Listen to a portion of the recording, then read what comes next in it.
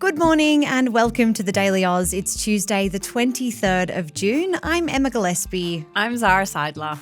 A few days ago, Australia was the only continent in the world to have avoided the deadly H5 bird flu strain. After years spent watching this virus devastate wildlife populations and agricultural sectors from afar, everything changed on Saturday.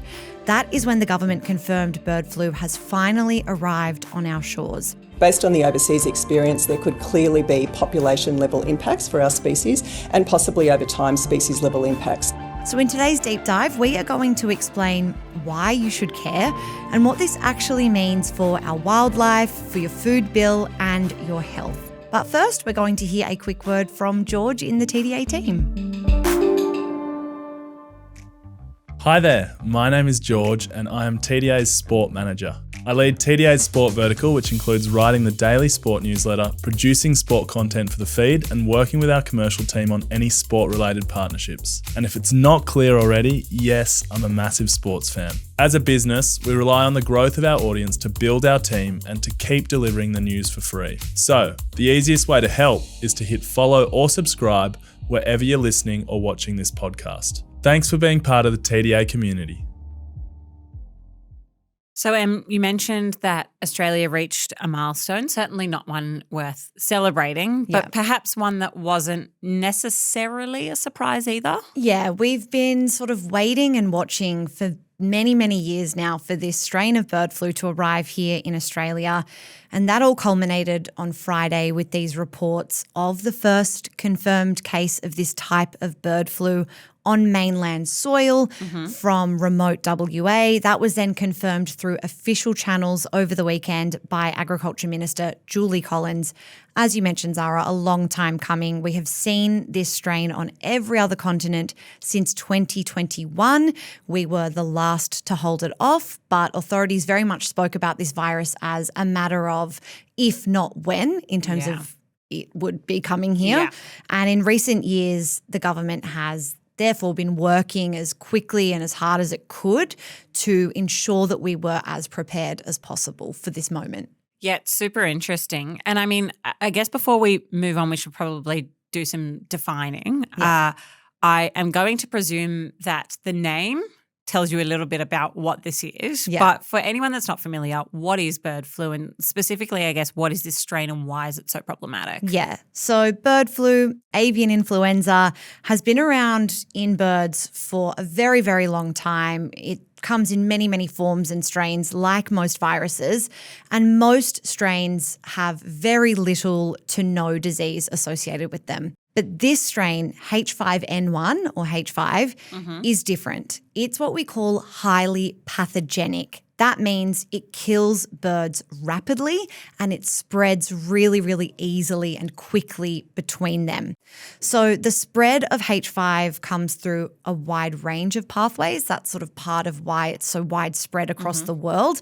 But it's typically spread through feces, especially in water, direct contact, aerosol transmission, so that's when particles are inhaled, and that happens particularly on poultry farms. It can also be spread through predation and scavenging. So when an animal eats an infected carcass, it gets bird flu. That's how we end up with bird flu in other species beyond just birds. But since 2021, it's caused what scientists are describing as a global animal pandemic. Hundreds of millions of wild birds have died. There have been mass die-offs of sea lions, seals. Like I said, it's been detected on every continent, including Antarctica, where it's killed massive populations of penguins and birds and other species. Australia was the last place on Earth that hadn't seen this strain until, of course, now. So it passes through birds who fly and migrate. How then does our continent end up as the last one in the world without this? Because like in my head before you started speaking, I was like, oh, it's because we have such strict quarantine rules. But then I was like, no, they're birds.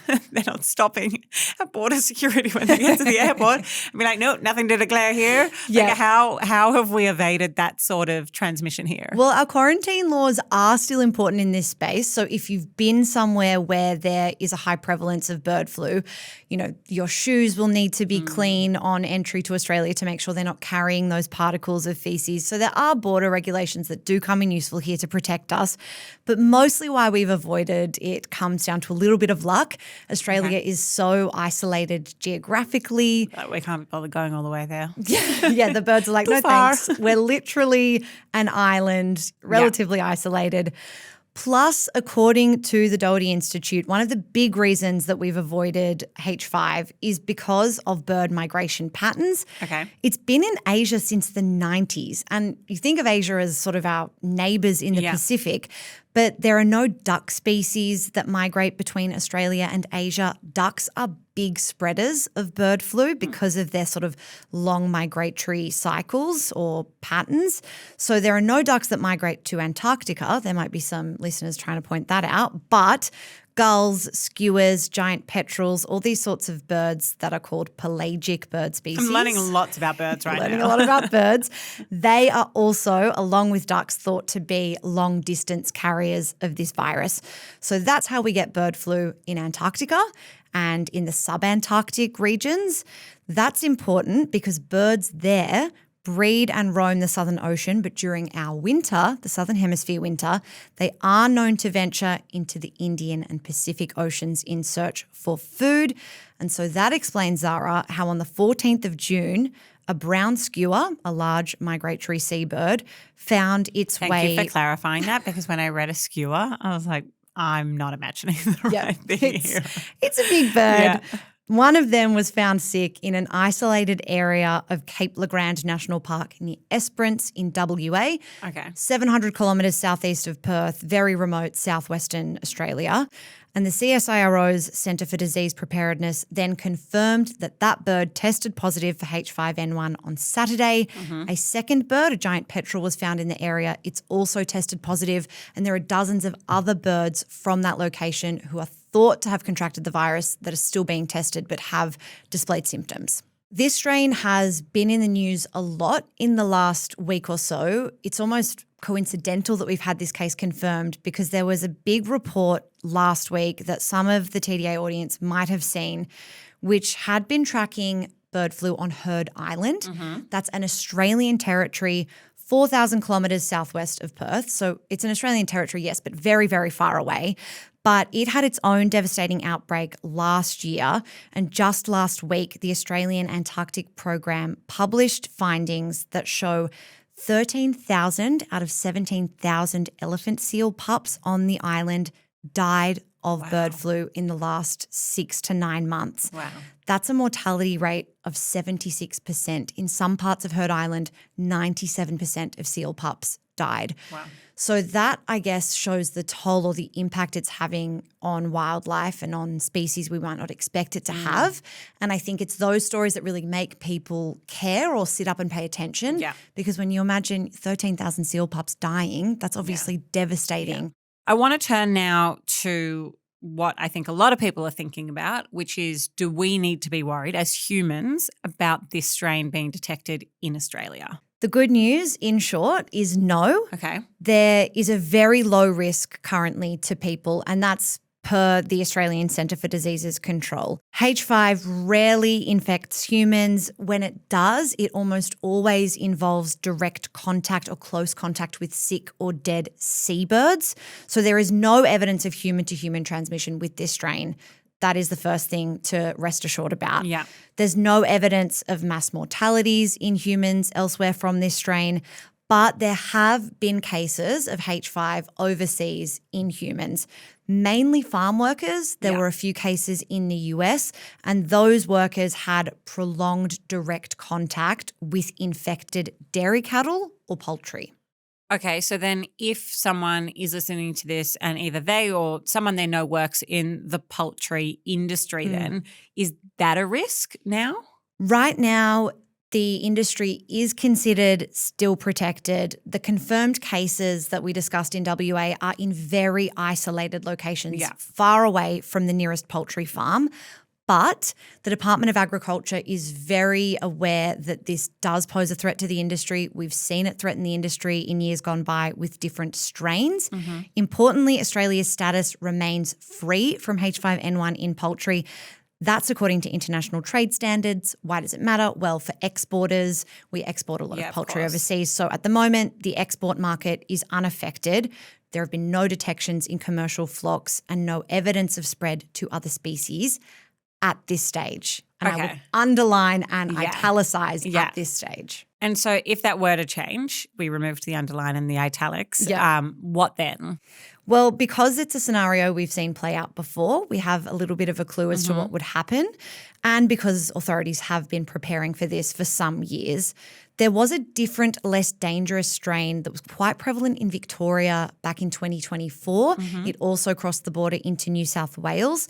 Now, when that was detected, poultry farms quarantined and culled their chicken populations. So you can see quite devastating outcomes in the agriculture sector for those businesses. And then that reduces supply and can push up prices temporarily. We did see that with the H7 strain that I'm talking about. That disrupted egg supply in mid-2024.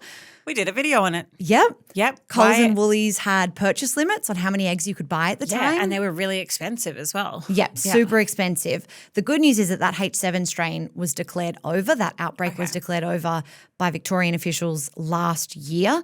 But if H5 reaches commercial poultry here like H7 did, the scale of the response would be much larger. It would be deemed a lot more serious if we had that. The price impacts would be more significant because the scale of the outbreak would be more widespread. You'd see more culling, more quarantining. It would be really bad for the industry. And you would see price spikes across chicken and eggs. We have seen that already overseas. So that's a real risk that producers and the government are actively monitoring. But I thought this was really interesting. On Monday, Ingham's actually put out an update. You've probably heard of Ingham's. They're one of Australia's biggest poultry producers. They announced a complete lockdown of operations in WA. So that includes farms, processing facilities. They put out a statement via an ASX release which said, quote, "As a precaution, Ingham's has moved to a state of heightened biosecurity vigilance to mitigate against any potential risks in response to the bird flu threat." But the biggest immediate threat is this threat to conservation, to wildlife. So Australian species specifically that have been flagged as more vulnerable to an outbreak like this, black swans, little penguins, sea lions. Little penguins who are already so threatened. They're so little. Tassie devils, several parrot species, even the humble pelican. These are all species that could be highly susceptible if the virus spreads here. This might be really stupid of me. I thought the Tasmanian devil was extinct. No, I think you're thinking of the Tasmanian tiger. The I am. thylacine. Anyway, moving on. Okay. So with that settled, how is the government then, I guess, monitoring, or like what does preparedness look like? You said that we have this kind of precedent to point to. This isn't like COVID-19 where we're like, oh my God, this is out of nowhere and we have no idea what to do with it. We know what to do with it. What does that look like for the government? Yeah, I really think of this as being the second reassuring part of this story. The first being that there's no huge risk of human-to-human transmission, that nothing changes directly in our lives or in the public health response. Secondly, this reassuring part of the story is that we've had years and years of preparation. Initially, that looked like in August 2024, the government issuing travel warnings for Aussies who were heading to Europe, Asia, the Americas, and then that filtered through to our quarantine and border response, to go back to what we were talking about earlier in the episode. But in October 2024, the government announced nearly $100 million to protect Australia from H5. That included $37 million specifically for the agriculture sector, funding for biodiversity protection, and $22 million for pandemic vaccine stockpiling. When I say vaccine, I'm talking specifically about a vaccination for birds, not for people. But those vaccines were purchased by the government in February 2025. That vaccine isn't really about the poultry sector. It's about protecting non-poultry bird species with a particular focus on threatened species. There's also a dedicated national task force that's been stood up, being jointly led by the Department for Agriculture, Environment, Disease Control, the National Emergency Management Agency. So a lot of people throwing a lot of effort and money towards this. When it was detected on Heard Island late last year, that Australian territory, the Environment Minister, Maher, said researchers were monitoring the global spread so that we are equipped with the best possible information for when it reaches our shores, when not if. And this week, Agriculture Minister Julie Collins said Australia is, quote, well prepared to respond quickly to protect poultry production and reduce impacts on wildlife and communities.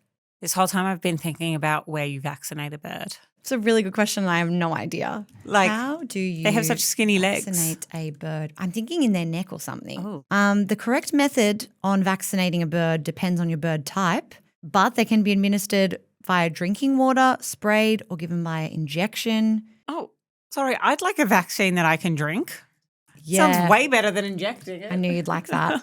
But how do you vaccinate a bird with immunisation? Injections, most popular locations are back of the neck, or the thin skin of the wing, according to Agriculture Victoria. Well, yeah. Learn something new every day. Thank you so much for explaining both where birds get vaccinated, but also about this strain of bird flu. And I think most importantly that this risk is contained, at least at the time of recording. Yep. And always important to just balance these stories with just some pragmatism and understanding of what that risk actually looks like. Exactly. The main groups considered more vulnerable, just to recap, people who work directly with birds, poultry workers, wildlife carers, vets, emergency responders.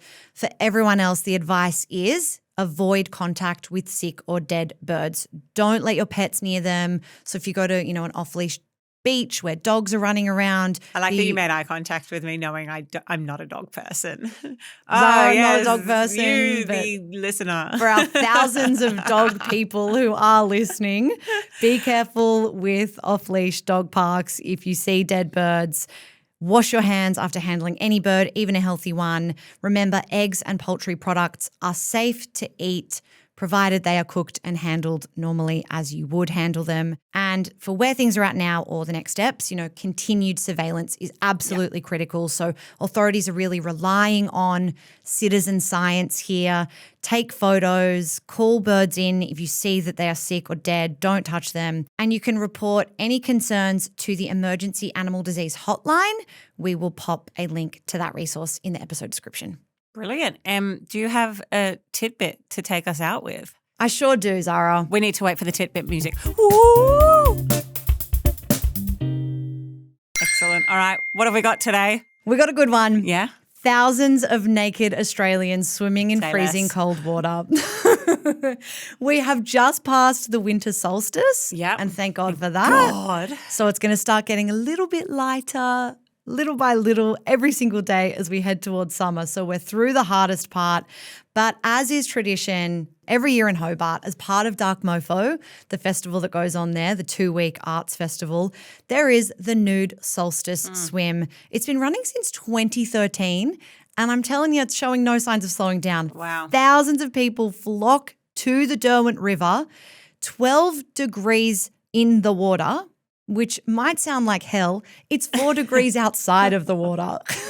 So it's actually warmer to be naked in the water than it is to be naked out of the water. Better to be naked in the water. It's a compelling proposition. I think it's incredible. These pictures, I highly recommend go on the Dark Mofo Instagram and have a look. You've never seen so many people who are so free. Let me show you. Wow. The thing I love about the nude swim is I feel like if everyone's naked, no one's naked. Honestly, like you can't really. Would you do it? If, the thing I love about it is that I wouldn't do it. If I was peer pressured enough and maybe with like a bit of Dutch courage, which I'm not saying drink in the morning, but maybe Yeah. if I was with the right group of friends and I think I'd only do it alone. Like, I don't think that I would do it if there were people I knew there. Well, the thing I love about the nude solstice swim is there's 2 separate areas. There's one area which is like the media area where if you swim naked there, you're basically consenting to be photographed. Understood. You're saying you're up for being interviewed. Yep. But there's a whole other section of the river of people swimming nude who don't want to be seen or photographed. Just doing their thing. It's a lot more private. They're just, doing their thing. Wow. So I don't know what would be better, to be with the private group or to have the safety and numbers of everyone just being like, wahoo, we're out and proud. Well, I think that next year we're going to be coming to you live from Dark Mofo, where we do this podcast in the nude. In the Derwent River, in the nude. Where it's warmer than it is outside. Just slightly hypothermic. All for a good story. Anyway, thank you for joining us for this episode of The Daily Yours. We'll be back later today with the headlines, but until then, have a great day.